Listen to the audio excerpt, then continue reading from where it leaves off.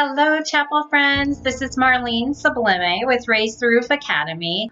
First of all, you might have heard about the food boxes a couple weeks ago. This is the most important thing right now. One of the most important things right now is to continue health and nutrition while they stay at home. As you know, many of our students come from households that can only afford about one meal a day. And so they have really been struggling with staying at home because at the school they receive breakfast and lunch every day.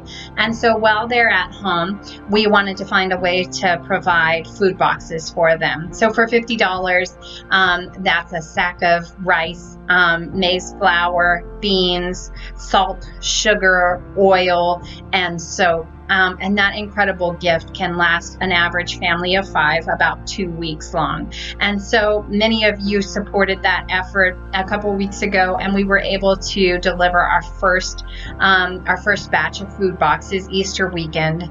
And now we're getting ready for our second batch of food boxes to be delivered. And so if you're interested in supporting that, please go to raisetheroof.academy.org and learn more about that in the giving and catalog section.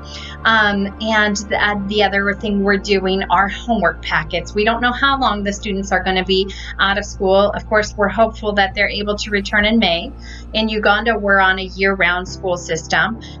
So it would be great if we don't lose too much time in the learning process. And so the homework packets are very critical as well during this time. And then the third thing that we're doing during this season, of course, is continuing to keep the medical clinic open. That's a year-round medical clinic on campus for all students and all staff members.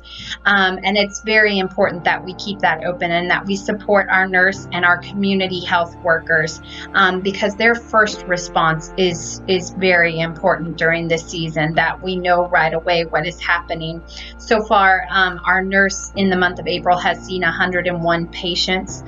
So we know that would be really sad if we weren't able to operate that. So we're doing everything we can to keep the pharmaceuticals fully stocked, to get her the PPE that she needs to stay safe, and to support the community health workers. We're trying to increase that program and add more training and add more community health workers to that program so that we can reach all the households where our 1,300 students come from. And one way we're doing this is through the Big Payback, which is May 6th and 7th. So if you want to learn more about that, go again to raisetheroof.academy.org, and we'll tell you more about that, about how we're spreading the word to, reach out to all of our family, friends, people we know on social media, to do peer-to-peer campaign to support the medical clinic. So I just wanted to say thank you all again for your continued support. We appreciate you very much, and we look forward to seeing you again soon. Take care. Bye-bye. Hi, good morning, friends. Kathy Brooks here. Welcome to my kitchen studio office. I bet you've got one very similar at your house these days. I want to give you a quick update on second story goods in Haiti. First of all, in Haiti, there have been approximately 62 confirmed cases of COVID-19 now, and approximately 4 deaths. Testing is very hard, and accurate numbers are hard, as you could imagine. But I want to share that what started as a really, really difficult place for us at Second Story Goods, we had to lay off so many, basically all the artisans, and put all our support staff on very minimum pay.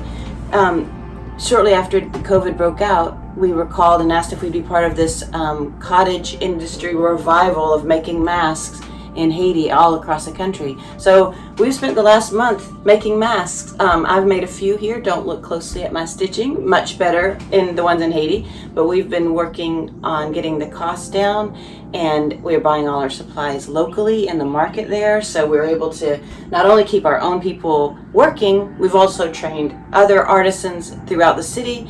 And we're meeting, we just produced for Partners in Health, and we just did a small order for the Albert Schweitzer Hospital.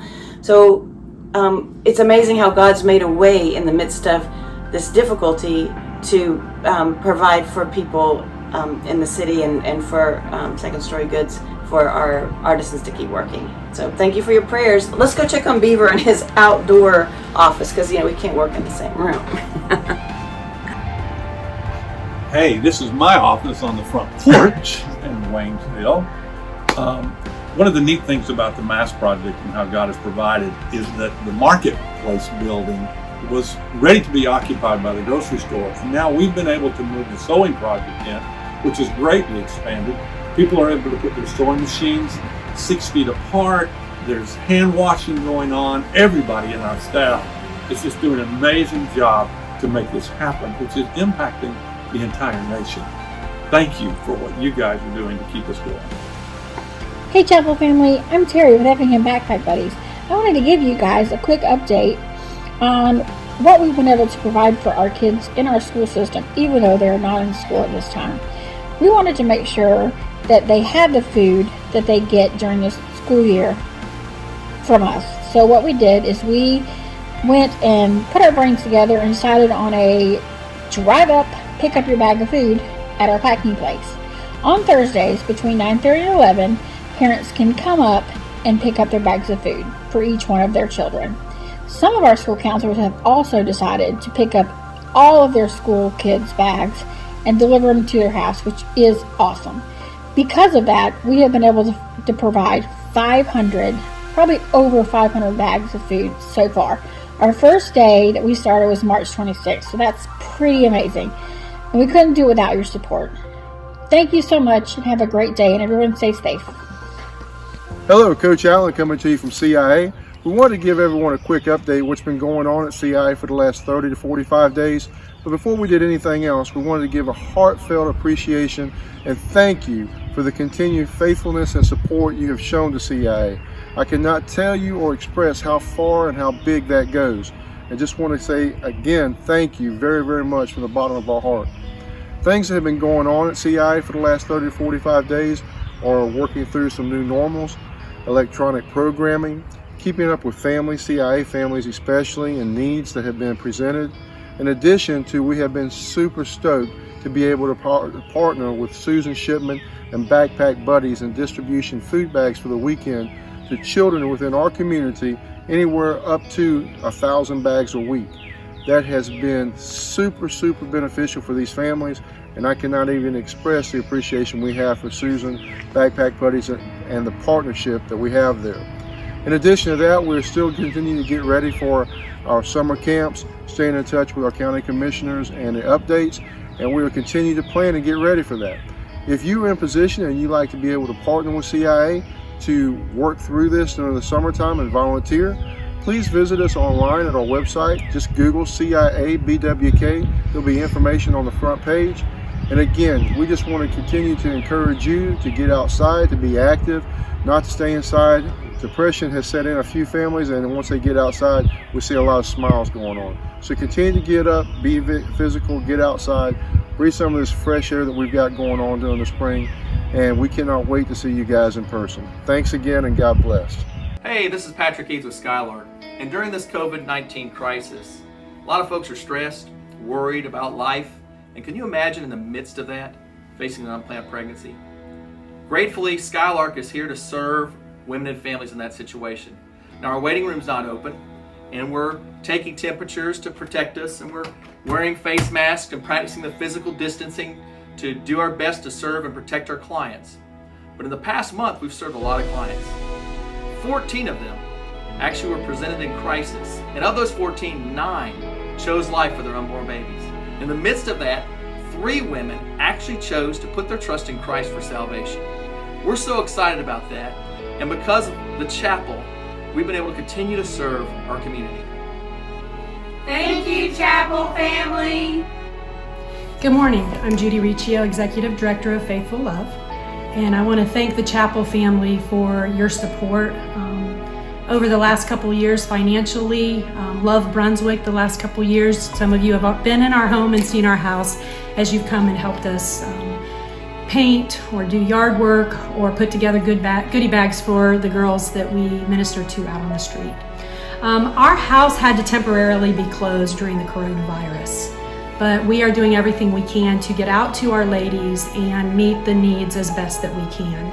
As with everybody, we're learning to do this a different way, and doing the best we can. But one of the things that we are doing is actually today, Wednesday, this is our Faith in Action.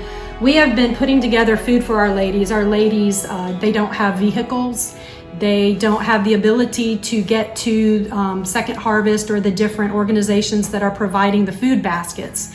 And so we have done our best to make a couple homemade meals for them in individual containers. And then some of you have donated perishable food or non-perishable foods, and some organizations have donated to us. So we put a goodie bag of some breakfast foods and some snacks, because we all need a little bit of chocolate during this hard time, and some macaroni and cheese. And this is Julia, and she's our case manager. She's dishing out some food right now, but she's been working really hard at continuing to help our women get into housing, get into to get transportation to their mental health appointments. And so we've been trying to continue to meet those needs. So we appreciate your support, and we ask that you would continue to pray for us as we go out and try to work with these ladies and make ourselves available. And also pray for our women, and we appreciate you and hope that y'all are doing well. Thank you. Hello, I'm Jason Elliott, Director of Disaster Relief at MAP International. We wanted to reach out to our friends at the chapel. Thank you again for your continued prayers and support. As you might know, MAP here in Brunswick, we have been busy since January responding to the pandemic from China to Italy, from Central America to Africa, and all across the U.S. and Georgia.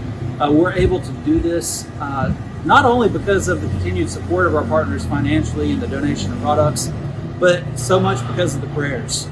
So thank you for keeping us in your prayers. One issue specifically I want to ask you to pray about is the continued provision of the personal protective equipment that is needed by all the frontline healthcare workers globally. It's in high demand, and the supply chain is very tight on that. God has faithfully provided, and we continue to believe that He will continue to do so. So thank you for your prayers and supporting us in that.